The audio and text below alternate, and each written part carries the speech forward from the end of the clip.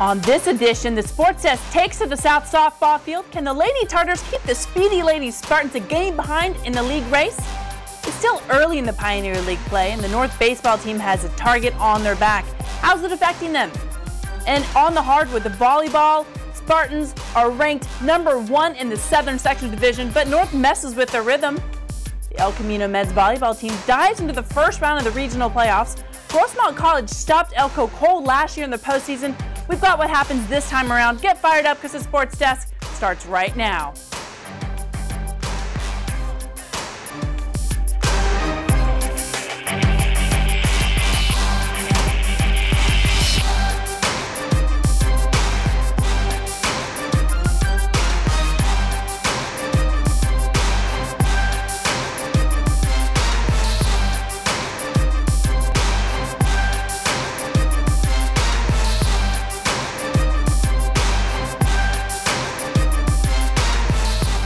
Hello and welcome to the Sports Desk. It's reached crunch time for these Prep Pioneer League teams to get into the postseason. We've got more baseball action for you, but first, let's go get started on some softball. If you've paid much attention to the softball preseason, then you'll not be surprised that it's already a logjam at the top of the Pioneer League. And early last week, the Lady Spartans hosted the Lady Tartars for a good old-fashioned crosstown rivalry. But just because Torrance boasts a better overall record, that doesn't mean that South isn't here to play. Sports Desk reporter Aaron Giddens brings us the story. In the first inning, Torrance was no match for South senior pitcher Carolyn Snodgrass. The Belmont University commit struck out the first two Torrance batters. With 2 outs, Monique Ramirez hits a fly ball between second and third, but it was caught by a South outfielder. With South up to bat in the bottom of the first, Alex Kossoff hits a low ball towards the middle, but is out at first. South gets another chance to get her player on base with this grounder by Kayla Hemney, but she cannot beat the ball to first base. At the top of the second inning, Haley Petrucelli of Torrance hits a fly ball that gets her all the way to second base. Snodgrass keeps the Tartars from scoring with this strikeout that puts the Spartans up to bat. At the bottom of the second with the runner on first, Jessica Alferos hits a grounder towards second that ends in an out. With 2 outs, Alferos looks to make something happen and goes for the second base steal. Torrance pitcher Christina Washington was able to stop a big play by the Spartans by striking out their next batter. Snodgrass strikes out the first Torrance batter at the top of the third. Bottom of the third, South tries a bunt play, but it causes them the third out.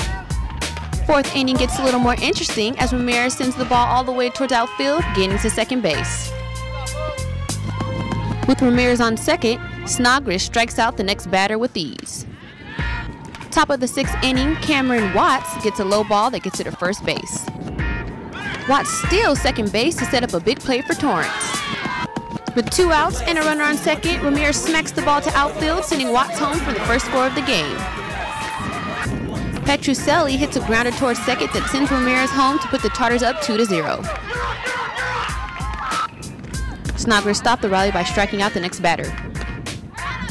Kossoff sends one all the way to the outfield, getting a base run, hoping to give the Spartans some motivation. On the next play, South tries to bring Kossoff home, but it's out at first. South gets a hit, but it is tapped out at first, making it the final out of the inning. Bottom of the 7th, Sammy Meyer hits a line drive down the middle to put South on first base. A big play by Jasmine Stokes sends the ball to the outfield, allowing Meyer to score for the Spartans, making it 2-1 Torrance. With 2 outs and a runner on second, South has a chance to tie or win the game, but the defense by the Tartars seals the victory for Torrance with a score of 2-1. Torrance pitcher Christina Washington says her coach gave her advice during the crucial 6th inning. He was just trying to keep me calm, and we had 2 outs and everything, and we were just making sure our defense stayed strong, and we closed out the game.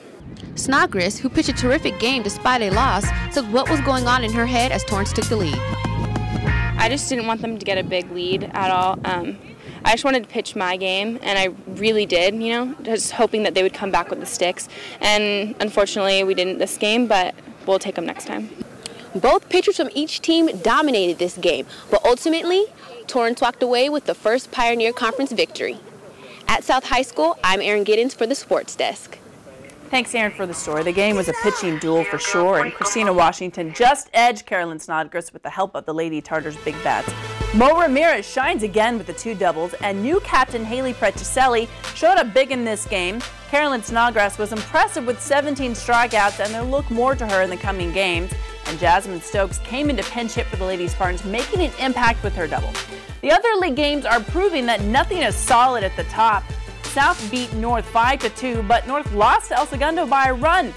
The North, South, and Torrance softball teams had convincing wins over Lawndale and Centennial. We caught up with the Lady Saxons at their practice to find out how they felt about their games last week and what to expect coming down the stretch, and Brittany Johnson brings us the story. It is well into the season, and the Lady Saxons are still holding things down. Their schedule has been rough this year, competing against a plethora of Division I teams and going against the #1 team in the nation. And with that said, the team has still managed a #7 ranking in their division. What does that say for this team to be playing such elite teams and hanging in there with them and winning some of those games? Well, it means we're there. We're where we want to be. And our expectations were we had it at a certain level. I think we're already. Again, I'm going to forget yesterday's game. You know, you're going to have games like that. Other than that, I think we're playing better than we thought we were going to.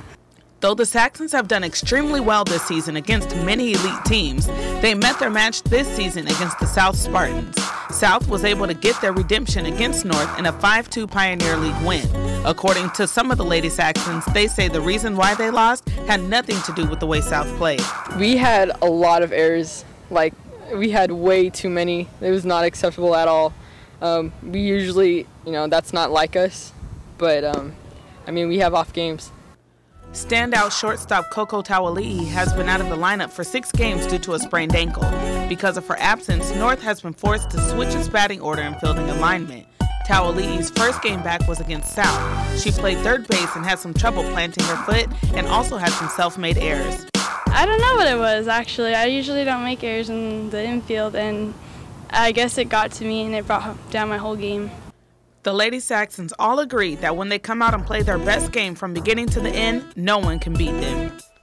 Thanks, Brittany, and to the Lady Saxons for that interview. The Pioneer League race is anything but easy to predict. Torrance holds the best overall record, but North holds a win over them in the Torrance National Softball Tournament. The two will meet up this week to play, and you know it's going to be a good one. It's going to be the first of their 2 league games. We will have those highlights.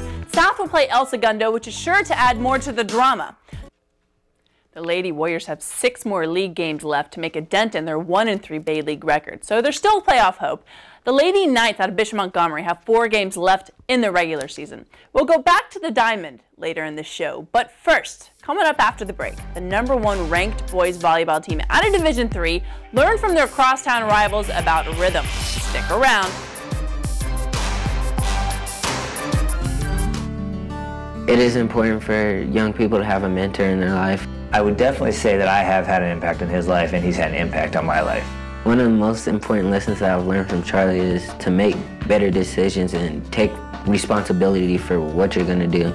Think about what you would be today if people didn't go a step out of their way to help you out. And that's really what it's all about. So get involved and do your part. Invest in the future. Mentor a child. I believe that home is where your pet is. And that loving an animal means never giving up on them, never letting them go. I believe that when you spay or neuter your pets, you help decrease the number of homeless animals. Because every dog and cat deserves a place to call home. I believe that I found my best friend at a shelter. And you can too. We believe that together with Best Friends Animal Society, we can bring about a time when there are no more homeless pets. Visit ambassadors.bestfriends.org. My husband says social drinking relaxes him, but he's not very relaxed when he comes home at night. He's always ready to pick a fight. I don't think he's an alcoholic, even though I think he drinks too much. My psychiatrist suggested I try Al-Anon family groups. I was surprised at how quickly I found help at Al-Anon. Are you troubled by someone's drinking? You might be surprised at what you could learn in an Al-Anon family group meeting from people just like you. Call 1-888-4-AL-ANON or visit AlanonFamilyGroups.org. Welcome back. The South Spartan boys volleyball team is building a dynasty, not just in Torrance, but in the South Bay. After defeating Burroughs High from Burbank, they've become the #1 ranked team in Division III. The North Saxons are fighting with El Segundo for a second spot in the Pioneer League.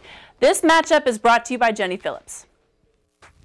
Today's South boys volleyball team visits North for a big crosstown rivalry game. The last time these two teams met, South was able to close out the match in just 3 sets. Now North is looking for some revenge at home. Let's take a look at the action. North came out strong in the first set, determined not to go down easy. And now Lars Little with the back row hit, keeping the Saxons in the game, 13-7 South. South was able to close out the set, though, with a big Peter Nordell kill. They win the first one. Second set, Spartans are all business. Jason Chang to Nordell again. South wins this one easy, 25-15. And we go into the third set. North trying to hang in. Christian Headland starts the Saxons off with an ace, giving them a 2-0 lead. Here's Craig Stock getting a piece of the action with a big hit. Nordell came up big again, though, with a couple more impressive kills, not allowing North to get back in the game. South finishes off this one 25-16, and they win it in 3. Despite the loss, North got a good look at the level of competition they'll be facing for the rest of the season. We've got El Segundo next Thursday, and I think we have Torrance after that. So, you know, if we could take a good second place in league, that'd be great. Peter Nordell, who had 11 kills in this match, is excited about the implications of this game. It was really nice to be able to come in and clinch our league title, and our 20th win. So now we're 20-4. So, and it was nice to be able to hit some of the opposite hits. Andy Gage and the Spartans are looking forward to their big tournament coming up. The first thing we're worrying about is our Redondo tournament that we have going on. We're #1 in CIF, and the 2 and 3 are still there, or in the tournament. So that's going to be a big tournament, and then postseason we hope to go all the way. And so South is able to close off the match in just 3 sets once again. This is South's 20th win, and with it they've clinched first place in league. Now both teams are looking to finish off the season strong and do well in playoffs. I'm Jenny Phillips for the Sports Desk. Thanks out to Jenny for the story. While the Spartans did dominate the match, the Saxons managed a run in the first set. The stat leaders for South in this one were outside hitter Andy Gage bringing 5 aces on the match, and Peter Nordell slammed 11 kills past the Saxons. South is still ranked atop Division III, and North is at 6-8 in their overall record. There are still games to be played for West, Bishop Montgomery, and Torrance in league play. The playoff chances aren't looking too promising for these teams unless they win all of their remaining matches. So let's now change our attention to junior college men's volleyball. The El Camino men's volleyball team finished their regular season on a strong note with a win against LA Pierce College. Now the Warriors head into the first round of the regional playoffs against Grossmont College. These two teams played earlier in the season, with the Griffins coming back to defeat the Warriors in 5 sets. Grossmont was also a victor in the first round of the playoffs against El Camino last year. SportsDesk reporter John Lewis shows us that the Warriors' fortunes have changed. The men's volleyball team of El Camino College was taking on Grossmont in round 1 of regional playoffs. Warriors head coach Richard Blunt told us what could be expected of his team's opposition. They beat us at their house earlier in the year in 5. They won on Friday night in 5 the hard way. They lost the first 2 and then won the next 3. So I expected a tough night, and so did our guys. Take it to game 1, where El Camino would be down 14-11. And that was until sophomore Kevin Burrell would dish out a monster kill. The Warriors would only be down by 2 halfway through the first game. Later in game 1, the Warriors would be looking to tie it up. And that's exactly what El Camino outside hitter Trevor Butler does with this hit to make it even at 23 apiece. Another quick point by the Warriors put them in position to take game 1, and Trevor Butler delivers again with a shot to the corner and a game 1 victory to fire up himself and his troops. Game 2 remained close as well. Nicely placed hit from Grossmont freshman Adam Fleck brings them within 1 and a score of 16-15 Warriors. But the Warriors would stay strong, and outside hitter Hunter Hovland would show off his skills with a big dish to put the Warriors up by 3. They go on to win game 2 25-23. So this one appears to be over, right? Not quite yet, as Grossmont sophomore Shalimar Buchanan puts up this uncontested ace to give the Griffins a fighting chance to take the game. And take a game they would. Buchanan slams down a hot one to give Grossmont a game 3 win by the score of 25-21. go to game 4. That was a back-and-forth seesaw event. 6'6" Devin Leish lays one down for Grossmont, put them up 18-15. El Camino remained in it though as Hunter Hovland hammers down another kill to pull his team within 4 late in game 4. Grossmont wasn't ready to lay down yet as Diego Bustos gives his team a 25-21 game 4 victory, takes us to a decisive game 5. And in game 5, Grossmont would start out strong, including this hit from number 4 Jason Guarnes to put the Griffins up 4-0 on their way to 15. After the teams switched sides, the Warriors would fight back. A block from Hovland here pulls El Camino within 2 as the Griffins led 9-6. But the 3-game rally was in full effect when a long shot here from the Warriors gives Grossmont the match win and cuts the Warriors' postseason short. Afterwards, Coach Blunt talked about the season's end. I had 4 men on the all-academic team. I had 5 guys that made all-tournament, all-conference, and we just were a little bit flatter tonight. And I'm proud of the kids. We played hard. I had 5 sophomores on the team. 3 of them have scholarship opportunities, so I'm grateful for that. Thanks out to Coach Richard Blount and the rest of the El Camino team, and John for that wrap-up. The Warriors started strong, but just couldn't get back the momentum that Trevor Butledge started in that first set. Though Hunter Hovland and Kevin Burrell led the attack through the second and third games, the defense was Joseph and Brandon. It wasn't all the Warriors needed to get back to Grossmont, who just wouldn't back down.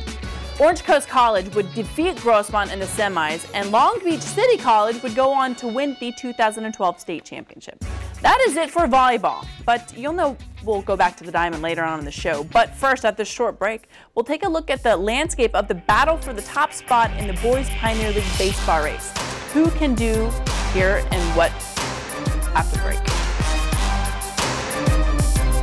We're asking folks about marriage. You know, marriage makes me think of sports. You know, teamwork, dedication. Okay, let's see what people say. Let's say your marriage is a sport. What sport would it be? Oh, what sport? Basketball. Surfing. Because we've been riding the wave for so long. They have to be a team sport. Definitely teamwork. Ice hockey. Baseball. It lasts a long time and not a lot happens. Ping pong. So why ping pong? Always on our toes, but relaxed and fun. Maybe doubles tennis. So there's a lot of back and forth. A lot of people watching. So how many people are influenced by your marriage? Hundreds? Yeah. I think we could easily fill a football stadium with all the people that we've influenced. And you really think about the ripple effect. One influences the next and the next and the next. It's like a wave. So it looks like a good marriage touches a lot of people. Exactly. A good marriage goes a long way. Want to improve your marriage? For ideas, go to foryourmarriage.org. A message from the Catholic Church. A picture is worth 1,000 words. Every day, millions of children and adults face orthodontic problems, such as unhealthy bites, misaligned jaws, and poor mouth function. These problems can detract from dental, physical, and emotional health. But long-term health troubles like these can be prevented. Detection and treatment by an orthodontist is the key to correcting these problems and achieving a healthy, beautiful smile. An orthodontist is the only healthcare professional who specializes in the field of orthodontics. These doctors are dentistry's experts, with 2 to 3 years of advanced, specialized education beyond dental school. They straighten teeth and align jaws each and every day by dedicating their practices to the field of orthodontics. A healthy, attractive smile is a priceless asset in life. Put yours in the care of the most qualified professional. For more information, visit braces.org. Again, hi, I'm Hall of Famer Tony Gwynn. Keep an eye on the SportsDesk. Welcome back, and in studio I have with me a guest SportsDesk reporter David Gascon. We're going to be talking all about the Pioneer League baseball matchups. It's pretty interesting going on this season. What do you think? It's good to be back in here. We talked a little bit offset and obviously watching some tapes from the teams. I really think it's a 3-team race that's going to go on right now between North, South, and Torrance.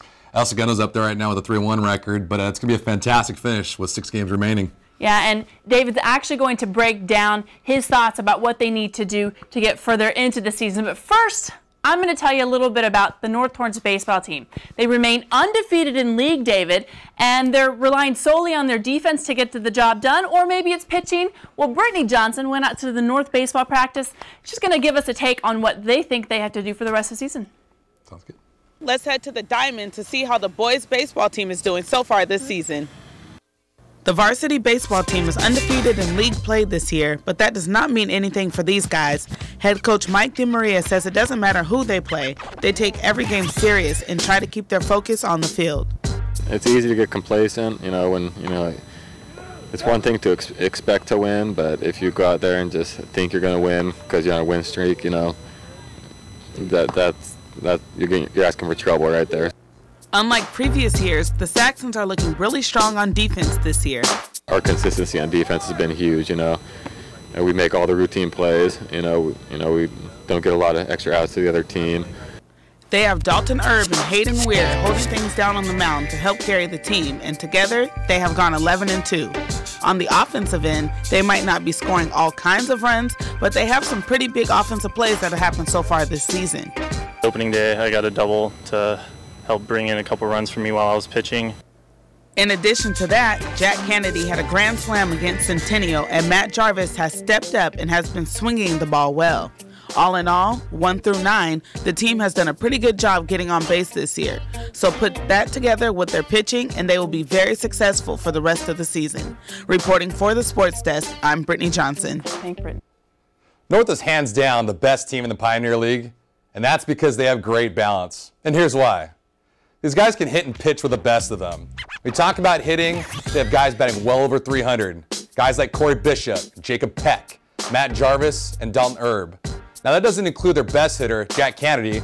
This guy actually leads the team with a .476 batting average and 17 RBIs. So as a whole, the Saxons can really put pressure on opposing pitchers. Their pitching gives them a chance in every game too.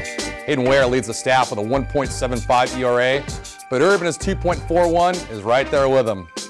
Corey Bishop is chipped in too. He's pitched in 30 innings. Has a pretty solid ERA, 3.5. Now these three guys in total, they've pitched in the bulk of the game so far. As of today, they pitched in 110 of 100 possible 25 innings. And for me, that's getting the job done. Now South and Torrance, they're drastically different compared to North. Unlike the Saxons, these teams rely heavily on their starting pitching. In the Tartars' 11 losses this season, they've lost by an average of 5.5 runs per game. So what does that mean? It means that they rely heavily on the arm of Jake Renzi. Renzi's their clear-cut MVP this season. On the hill, he's been dominant. His 3-3 record doesn't reflect the kind of work he's been putting in, but the guy's rocking a sparkling 2.06 ERA while limiting batters to a 2.03 batting average against him in 34 innings pitched. And so that wasn't enough, he also leads the team in batting, batting .419, and he's third in the squad with 10 ribbies. South is not nearly the same, but they have three guys, Gunnar Johnson, Mike Esparza, and Nick Cohan. They're batting well over 300, but that's pretty much it. So just like Torrance, the Saxons are relying on an arm, and that's the senior, Matt Bunch. To get things done, he's been solid, 3.12 ERA in 42 innings. But like I've said, you need to have balance, and if these teams want to be contenders, they need to find additional support to get to where they want to be. North, I think this is their division to lose. Their title has already been set. They're with a 4-0 record right now, and they got fat off of Lawndale and Centennial. So with 6 games remaining in the season, all they really need to do is play 500 ball the rest of the way. So we really do have more than half of the season left. And if North continues to dominate, let's say they win the rest of their games, although I'm not really sure if that's possible considering there is a lot of talent on Torrance, South, and El Segundo, I think maybe it might come down to Torrance and South, but what do you think? Well, I think the biggest thing right now is North has great balance. They can pitch, they can hit. For South and Torrance, they got to find that edge. Who's going to really stand up for both of those clubs? North really got fat playing Centennial and Lawndale. El Segundo, they're right there with the 3-1 record, but the biggest thing for them is they're going to play North and Torrance again, and I think that'll be the biggest difference for them, even contending for that second place position. Well, Gundo hosted Torrance last week and managed to kind of play some magic in the later innings to win. So it really is, for lack of a better sports cliche, a dogfight. Who do you think might end up at the 1, 2, 3, and maybe 4 spots? Well, I think if I had to predict what would actually end, I would say North is going to be the first place team, and I do really think they're going to run the table. I think South will be second. I think Torrance will be third, and I think El Segundo will be fourth. It's going to be quite an interesting 6 games, though, like I said, because all these teams are playing against each other, so they could end up being splitting. And that's why I think with North having a 4-0 record, even if they play a 500 ball, they should be good to go to win the league.